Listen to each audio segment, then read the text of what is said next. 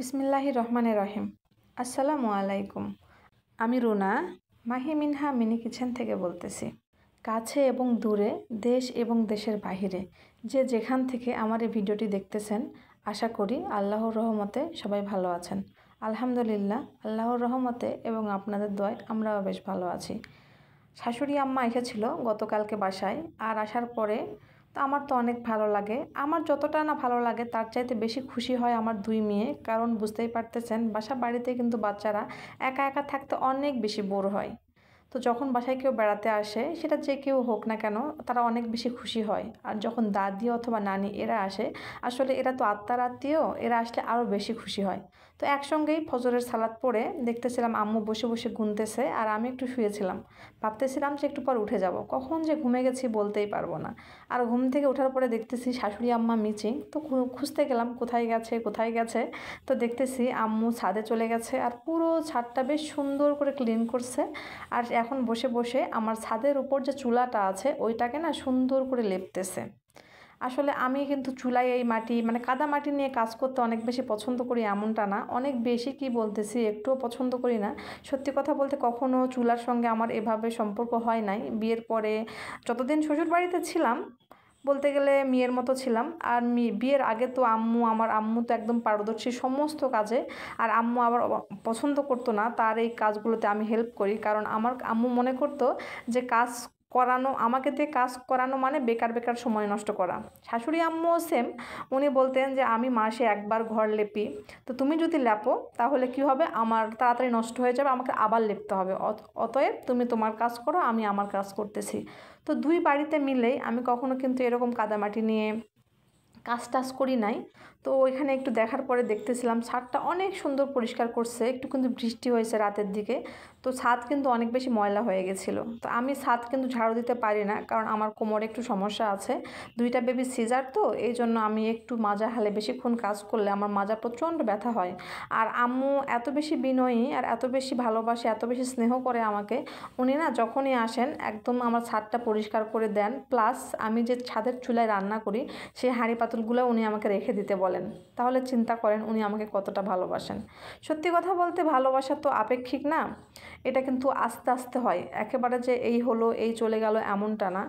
ভালোবাসাটা আমার মনে হয় সেটাকে অর্জন করতে হয়, ভালোবাসা দিয়ে ভালোবাসা গ্রহণ করতে হয়। তো আম্মু ওখানে কাজ করতেছে, আম্মুকে বলতেছিলাম যে গরমের মধ্যে এইসব কাজ করতে হবে না, আপনি তাড়াতাড়ি নিচে চলে আসেন। আর আম্মু আমাকে বলে দিয়েছিল যে আজকে তিনি বাসায় চলে যাবেন। তো আমি ভাবতেছিলাম কি রান্না করব, আগের দিনে কিন্তু রান্না বান্না ছিল, আর আম্মু আমার জন্য মাংস নিয়ে আসছিল, সেটাও ছিল। এই ভিডিওটা কিন্তু বেশ কয়েকদিন আগের, আমি এখন আপনাদের সঙ্গে শেয়ার করতেছি। যা মানে বুঝতে পারছিলাম না ভিডিওটা কেন জানি শেয়ার করলে প্রবলেম হচ্ছিল, তো আজকে দেখি ট্রাই করে হবে কিনা, এই জন্য আবার নতুন করে ভয়েস দিয়ে আপনাদের সঙ্গে শেয়ার করতেছি। তো এগুলো কিন্তু আম্মু নিয়ে আসছে, বরবটিগুলো, এগুলোকে ভর্তা করব, কারণ বরবটি ভর্তা খেতে আমার অনেক ভালো লাগে আর আম্মু অনেক বেশি পছন্দ করে। আর আমরা দুই শাশুড়ি বইয়ে না কালকে বলতেছিলাম যে আম্মুকে বলতেছিলাম আপনার ছেলের জন্য না পটল এখন 10 টাকা কেজি, কিন্তু পটলের ভাজি খাওয়া হচ্ছে না। আম্মু বলতেছে আমারও সেম, আব্বু একদম এভাবে লম্বা লম্বা করে পটল ভাজিটা খেতে পছন্দ করে না, আর সাহেবও পছন্দ করে না। আর শাশুড়ি মার আমি আবার অনেক বেশি পছন্দ করি, আর আমার বড় মেয়েটাও পছন্দ করে।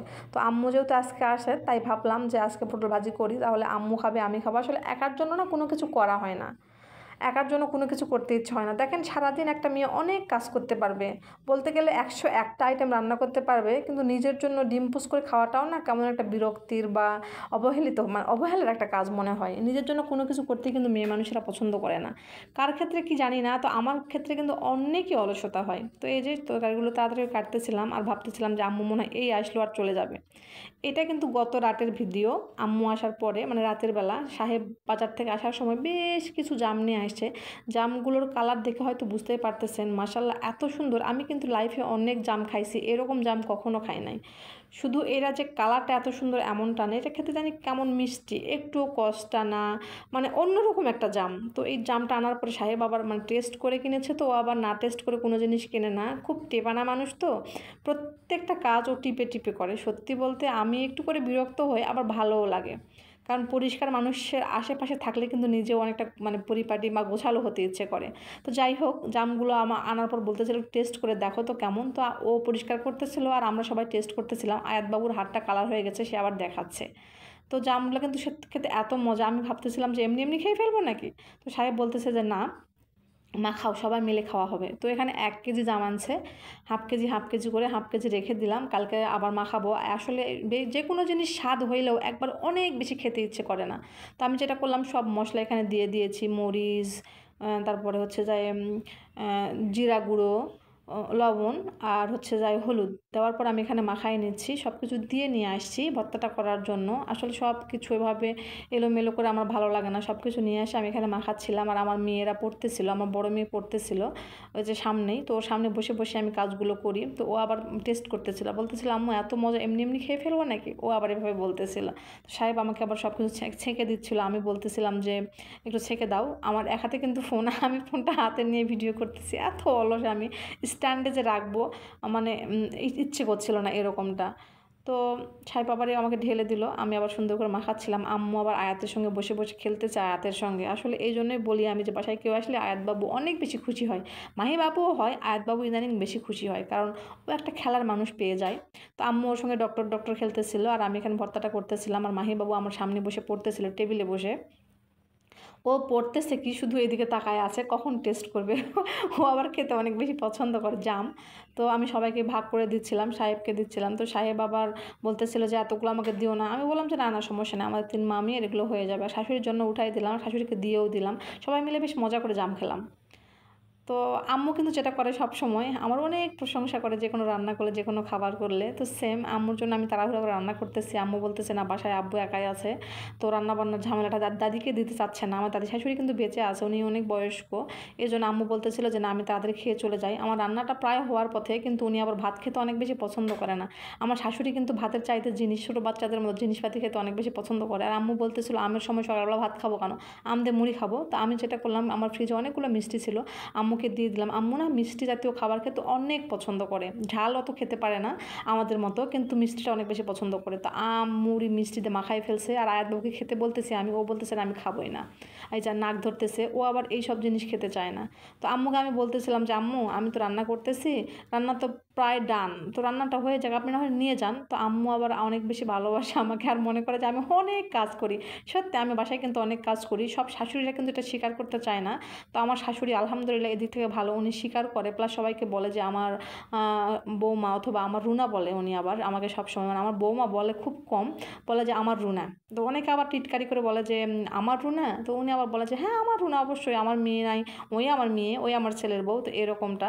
তো সে বলতে, আম্মু বলতেছিল যে না তোমার অনেক কষ্ট হয় কাজ করতে, তুমি এগুলো করে করে রাখো, সমস্যা নাই, মাহিবাবু অনেক পছন্দ করে, তোমরা ভাত দিয়ে মুড়ি দিয়ে খেয়ে ফেলবা, আমি বাসায় যাই আমিও রান্না করবো।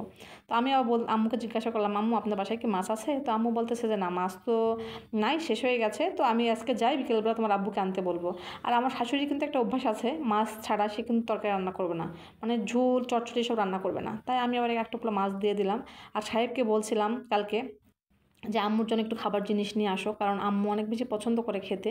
তো এই যে আম্মুকে এক টুকরো মাছ দিয়ে দিয়েছি ফ্রিজ থেকে, আর আম্মুর জন্য চানাচুর বিস্কিট নিয়ে আসছে এগুলো সাহেব, আর আমি একটু মিষ্টিও দিয়ে দিলাম। আম্মু নিয়ে চলে যাবে, তো আম্মু এখন চলে যাচ্ছে। আমার রান্না বান্না কিন্তু হয়ে গেছে, উনি খেলেন না, প্লাস নিয়েও গেলেন না। উনি বলতেছে আম্মুরই খাইছি, আমার এক দুপুর কিছু খেতেই হবে না, দুপুরেও ভাত খাবো কিনা দেখো, তো এভাবে বলতেছিল। তো কেমন লেগেছে আমার ভিডিওটা অবশ্যই কমেন্টে জানাবেন। যদি একটু ভালো লাগে আমার ভিডিওর কোনো অংশ, তাহলে প্লিজ ভিডিওতে একটা লাইক করে দিবেন, আর আপনি চাইলে শেয়ার করতে পারেন।